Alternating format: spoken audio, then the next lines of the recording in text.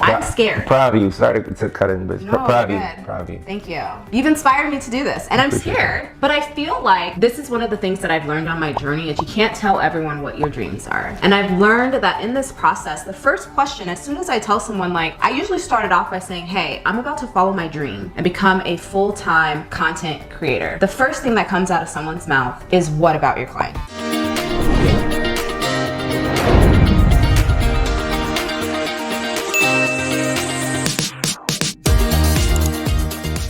But before we get started, don't forget to hit that bell button so that you get notified whenever I post content related to mental health. You know what? You're already here. You're already here. You might as well hit the subscribe button. I mean, what's the harm? Because if you don't like it, you can always unsubscribe. But you should go ahead and subscribe. Thank you. I appreciate you for being here, and let's get into it. Kojo, we're here. I thought when I made the decision to let me tell y'all what I'm going to be doing. So this year I have made the decision as a therapist, I am going to become a full-time content creator. Oh my God! Wow!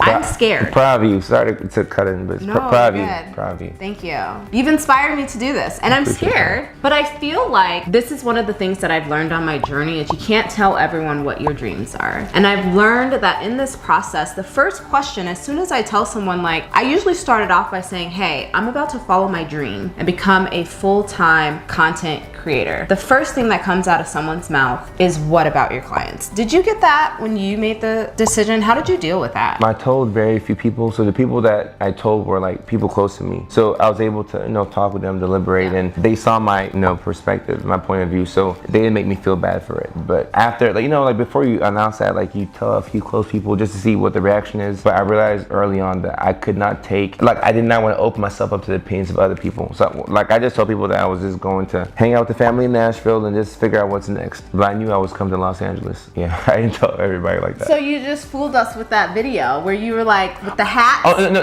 By then people knew. But it was 4 or 5 months where I woke up and all I could think about was the first thing was content creation. Whereas when I started my job, and I would still get to work early. I always got to work an hour early so I could be everybody there and see the patients. But when I first got to the job, I was thinking about let me read up on all the patients, and I was in a long-term unit, so my patients didn't really change that much. And once I knew who they were, I didn't have to figure out all that stuff. So after a while, I was just thinking about the latest trends on my lunch break, what I would do, or I would drive to a certain part in the apartment complex to get a certain shot, and transition from. I was obsessed with videos, and I was maybe I could do it full time. I want to do it full time, and at some point I'm I'm gonna do this. It's a matter of time. So when I started telling people, I was just kind of gauging their, seeing if it was a crazy idea. This was a delusional idea, but I needed one person to believe in me to back me up.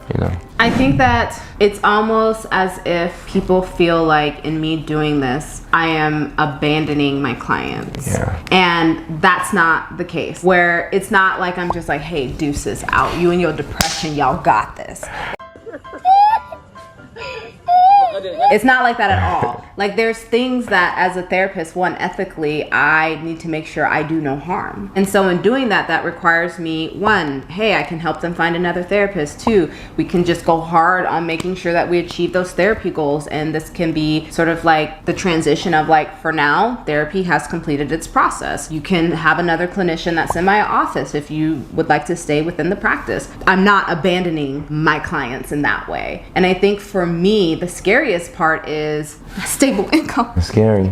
I get to control, hey, you know what? I'm gonna go on vacation. So I think I'm gonna see 5 more clients this week. I might open up, you know what? I'm trying to save to buy a house. So I think I'm gonna open up my calendar to take on 3 more clients. I'm happy you can't do that now though. Wait, you're happy I can't do that? Because now it's not that you're using your clients, everybody can work overtime and get a little bit more income, but now you know that you can't do that. So you really are all in. There's no plan B, It's scary. And my savings is plan B. Right. And of course, you save it, you have provisions, but we always think about what could go wrong, what could go right. So as you're talking, yes. I have so many, I'm just thinking as you're talking, I'm man, there's a million reasons, there's more reasons to not do this than there are to do it on paper. If that makes sense. On paper. But in my head, right. You gotta follow your heart. There's the number one reason, and it's I get one life to live. Yeah. And if I get one life to live, I want to make sure that I'm gonna be 37 this year. And I know that's gonna shock a few of y'all, because I know your girl looked. I was gonna be like Kevin Hart and say, damn. Oh my God!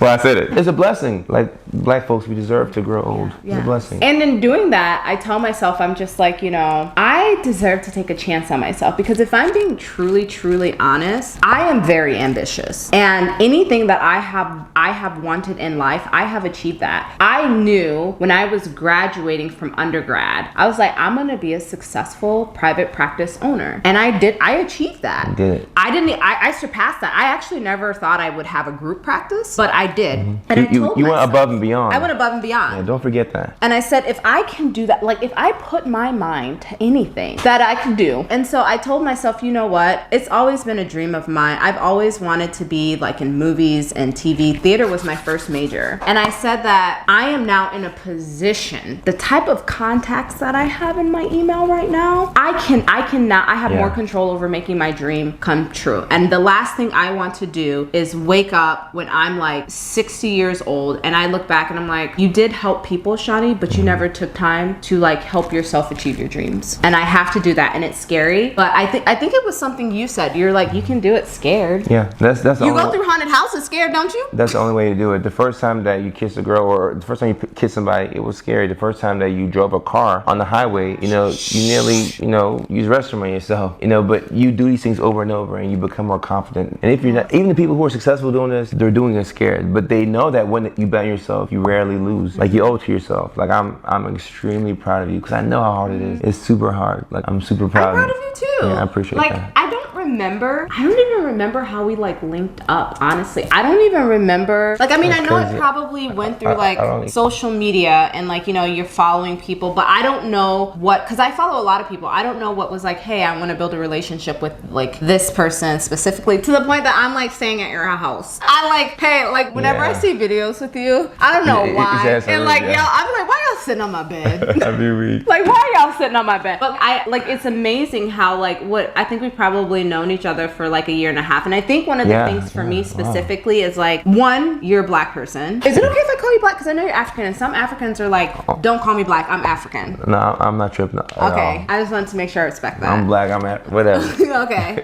And I was like, and then you also are in the mental health space. And I was like, I need to make sure that I surround myself with someone like that, because I think I have one or two other like black friends in the mental health field. And then you do social media too. Yeah. And it's really interesting, because I feel like watching your growth, I'm going to be honest and I'm going to be vulnerable here for a second. I know that I am a person that can start to compare, and then it never turns into jealousy, but I can compare so hard that I almost feel like sometimes I'm like, I'm comparing too hard to this person, I can't follow them anymore.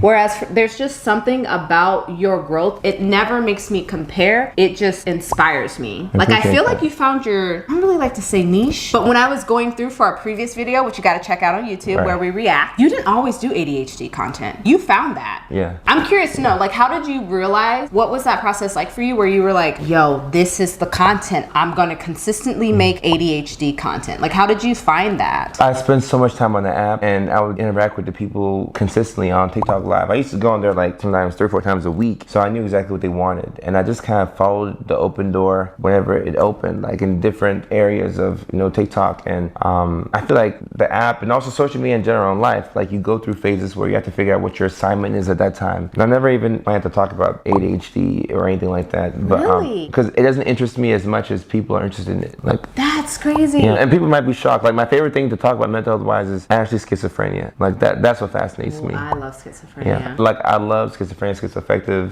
bipolar. Like that's what interests me. ADHD, like I know about it because like every day I'll do something that will remind me about it. So I'll post and people say, oh, that's relatable. And people say, oh, can you please explain certain things? So I feel like if I have the knowledge and I have the desire to make the content, let me make it. And that's what got the views. And the ADHD trend is what took me over 1 million followers. I remember that. Like I was around 800,000 and like I had like a wave, and then I woke up, it was like 1.4 million, Dang. Yeah, so a lot, I didn't know that many people wanted to talk about ADHD, but that was my assignment at that moment. And it's still my assignment. Of course, the content is evolving, but it just shows that people appreciate you. It feels good to know that you're needed online. It helps to reduce that guilt as you leave conventional therapy to like online therapeutic entertainment. I don't know what to call it, but it's, therapeutic entertainment.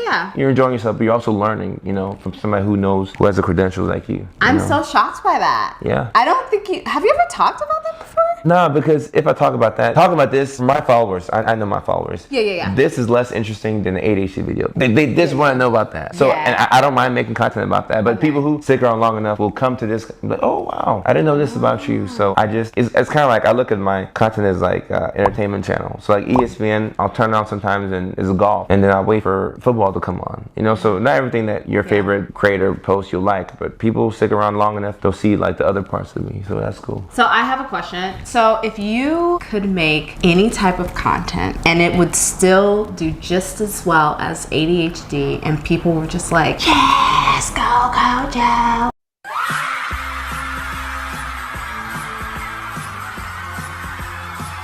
What like video idea comes to mind that maybe you've been sitting on and you're just like, like what would you do? Like what's a video? It could be any type of content. It doesn't even have to be mental health. It could be anything. It would be short film style videos about my life, and it should feel like Everybody Hates Chris. But it would just be like, it would start from 2017, 2016, when I wrote my first book until now. Like I like to live out the past and the present in like a entertaining style, sitcom style way on TikTok, and like drop nuggets of wisdom along the way. Yeah, I like to do that. Yeah. What about you?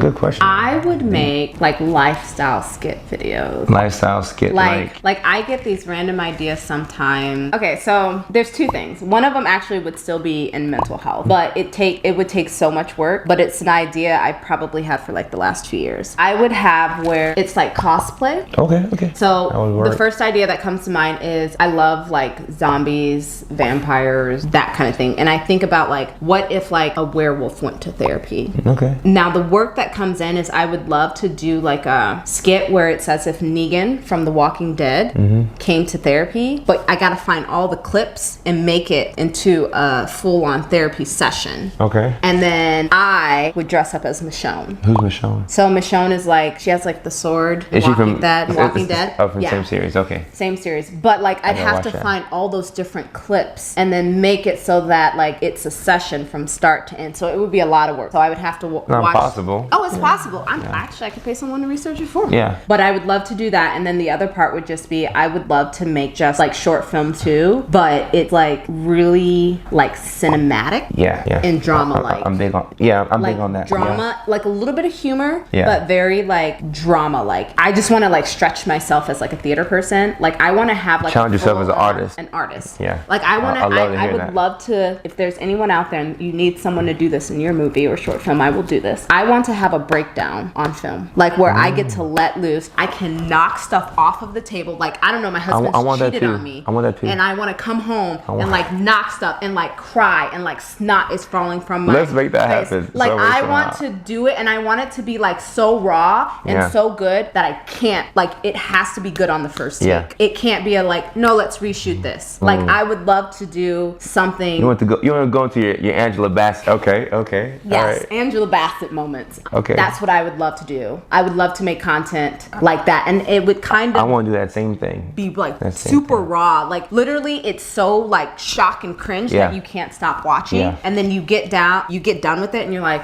okay, I think I'm done with social media for the day. Like I want my video to be the video that was so good and so deep that you don't want to keep scrolling. You want it to be so good to where people like contact you and check up and be like, "Are you okay?" Yes. Yeah, me too. Yeah, I had My that. acting is so good Yeah. that you don't know if I'm Yeah. Zendaya Yeah. from Euphoria. I was just about to bring up Euphoria. I'm about to bring up Euphoria. That's the scene I want because that wasn't rehearsed. Like Zendaya. Yeah, my fault. No, you're good. Zendaya and the mom, like I believe when I was listening to the interviews, they trusted each other in that scene so much, and they were just like, let's just roll with it. And you had to get it in one take. Yeah, and that's art, and nothing's wrong with the content that we've made. And because I know that people really like learning about ADHD, y'all talk about it, but then when I weave it in an entertaining way, you will still get to it, and you may get more people. Yeah. That could be a better way of advocating, and more importantly, you enjoy it as a creator, so you can sustain it. Like I've had that fantasy where I'm like, I want to do some type of acting where you let let loose. Because as a therapist, we're trained to like be like this. Yes. I feel that like now I'm trying to like be expansive, and like in the old world, you know, working inpatient psychiatry, expansive was kind of like a negative term. We would associate with like what mania, bipolar disorder, you know. So whenever you see expansive, oh, we gotta give them some Haldol or something like that. But now I want to be expansive, you know, art-wise. Of course, we're taking care of our mental health and all that, but yeah. I would love to do that because I feel like I would connect better with people, you know, like I would love to do that. Yeah. That'd be I feel so like it dope. would also be very like cathartic Yeah. and therapeutic in a healthy way. Yeah. And I think about just like being able to do that in those moments and letting myself be free, because I think that those are some of, like, if you think of the greats when it comes to like acting and those scenes, the ones that usually are you like, is like you can tell that actor completely just like let go. Yeah. And I want that for myself. It's way harder than it looks. Like anybody can see Denzel and be like, oh, whatever, you know. But it's hard. Like it's way harder to like actually get on camera, put the camera on, or to be on set and then like let loose. Because you feel like you have to like use your real brain. And acting is like living truthfully under imaginary circumstances. But if you can't even live truthfully under your current circumstances, how can you do that in acting? You know, it's way harder. Like I will do that. I don't know how I will do that. We're gonna do it. Yeah. Yes. We have to. We sit on camera, so we have to do it Yeah, now. there we go. It's manifestation isn't just thinking it. It's like also finding ways. I thought this, now how do I put this into action? Yes. So my comment for you is like, why don't you go in the comment section? I would love to know, what are your wildest dreams? And what is it that even if you're scared, you would do it scared? I want to thank you so much for watching. I appreciate you. Don't forget to go out there and own your mental health. And I will see you in the next one because you subscribe. Peace. Take care.